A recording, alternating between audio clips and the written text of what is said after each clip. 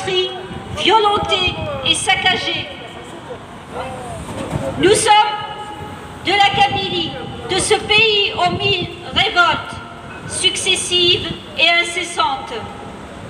Nous sommes issus de ce peuple qui paye le prix fort de sa dignité et de sa liberté confisquée, sous la chape de plomb du despotisme arabo-islamiste algérien. De la lointaine Phénicie à l'empire colonial français, nous sommes passés d'un colonialisme à un autre jusqu'à ce que le dernier ne nous annexe à ses possessions africaines, qui nous a tracé des frontières, un passé et un avenir. Nous étions amazigh, et voilà que nous sommes devenus arabes par la grâce de projets exogènes à l'image du grand délire napoléen du grand royaume arabe, ou des orientalistes en tout genre qui ont recouvert notre peuple du manteau du négocianisme arabo-islamiste. Aux empires succédèrent les nations. La Kabylie indépendante jusqu'en 1857 se retrouve administrée par les bureaux arabes de l'administration française, puis par les kasmates du FLN, enfantés par les juges et magistrats de la nouvelle Algérie telle promise par Al-Majid Tebboune. Vitrine civile d'un régime militaire des plus racistes et despotiques. Tout est mis en œuvre par un régime militaire qui s'emploie avec tout ce qu'il a de plus machiavélique pour nous enterrer définitivement dans une opération on ne peut plus explicite dénommée, on ne peut plus naturellement opération 04.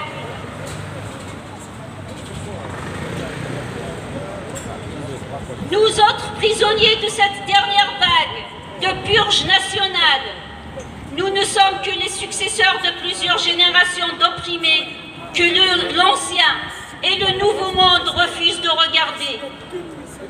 Nous sommes les survivants d'une tragédie qu'on l'a sournoisement appelée nationale, mais c'est en tant qu'enfants de la Kabylie que nous sommes pourchassés, injustement accusés, jugés et condamnés.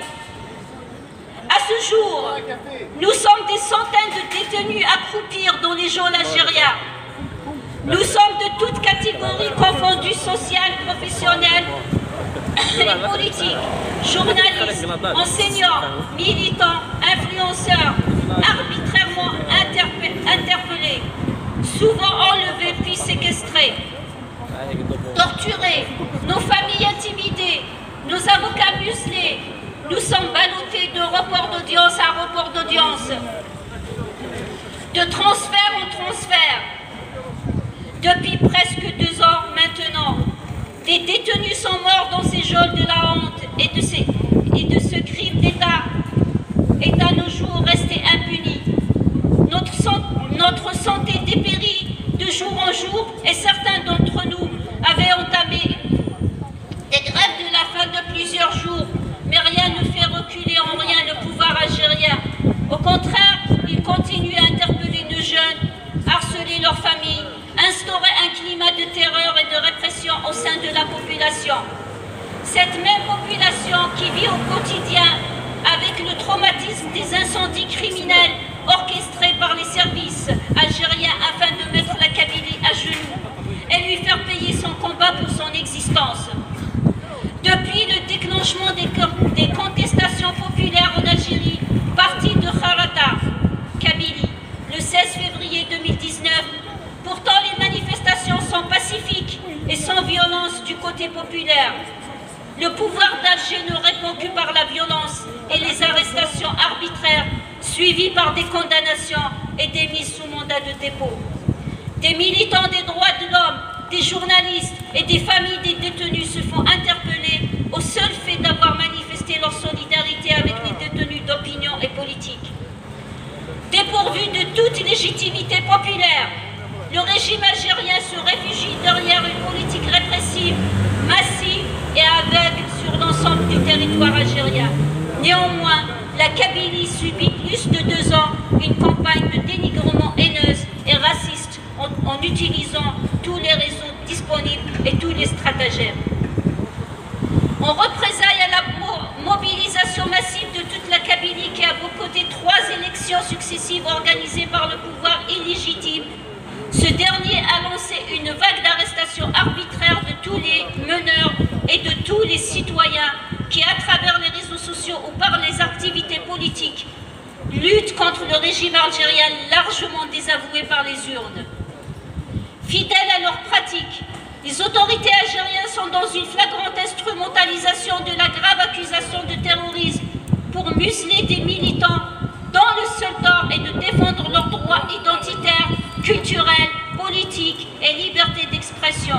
Elles sont dans une flagrante tentative de tromper et d'induire en erreur la communauté et l'opinion publique internationale en chargeant les militants pacifiques de crimes dont ils sont plutôt des victimes avérées. En effet, l'article 87 bis du nouveau code pénal promulgué en juin 2021 par ordonnance vient confirmer nos plus sombres craintes quant aux décisions hasardeuses du régime algérien qui semble avoir perdu le sens de la mesure et des responsabilités qui incombent à l'État. Certaines organisations politiques, notamment kabyles, ont été officiellement classées comme terroristes. Exemple MAC. En application de cet article, des détenus politiques de diverses tendances sont présentés devant les tribunaux sous la fausse accusation d'appartenance à des organisations qualifiées de terroristes. Nul doute que cet article extensible à souhait servira à emprisonner des centaines d'autres détenus sur n'importe quel autre prétexte. Déjà plus de 300 détenus d'opinion et politique sont emprisonnés, dont certains en mandat de dépôt et sans jugement. Cette liste ne fait que s'allonger. À l'arbitraire de l'incarcération inique et abusive s'ajoute celui d'un système judiciaire aux ordres anti-kabyles et revanchards. Totalement instrumentalisé, il instruit des procès sur la base de dossiers vides, lors desquels sont bafoués les droits les plus élémentaires de la défense. Les arrestations, les emprisonnements et les condamnations à mort aléatoires et arbitraires de militants ou de simples citoyens kabyles, le plus souvent qualifiés de terroristes, entre guillemets, cultivent le silence et la terreur. Les parodies judiciaires contraires aux principes univers du droit aboutissent à des condamnations absurdes. Des centaines de militants et de citoyens kabyles sont malmenés, maltraités et humiliés. Certains parmi eux sont torturés et même parfois violés au-delà de l'injustice et des lois. Après plus de 40 ans de lutte pour l'ensemble de nos libertés, la Kabylie sombre aujourd'hui dans une infâme et ignoble dictature militaire et religieuse, doublée d'un racisme d'État ouvertement assumé. Des militants dévoués à une cause juste sont accablés de crimes qu'ils n'ont jamais commis. Leur crime est d'être kabyle et amazir, et pour avoir défendu toutes ces belles valeurs humanistes auxquelles nous tenons tous. Nous nous adressons aux grandes démocraties du monde occidental pour nous venir en aide, mais que reste-t-il de la démocratie quand les droits fondamentaux des peuples, de notre peuple, sont sacrifiés sur l'autel de la raison d'État? Quand la vie humaine ne vaut rien devant un baril de pétrole, quand nos souffles de vie, de liberté est troqué contre quelques mètres cubes de gaz, malgré cela, nous essayons de rassembler notre énergie, le peu d'espoir qui nous reste et la foi qui nous anime en la bonté humaine de ceux qui, comme nous, luttent sans relâche pour toutes ces valeurs universelles en lesquelles nous croyons profondément. Pour construire ensemble un monde meilleur et juste, la gravité de la situation interpelle nos consciences, vos consciences, et appelle à notre mobilisation en toute urgence afin de faire cesser la répression.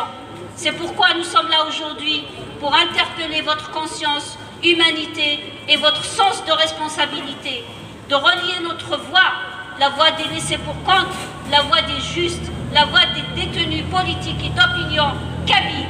Liberté pour nos détenus, libérez nos détenus.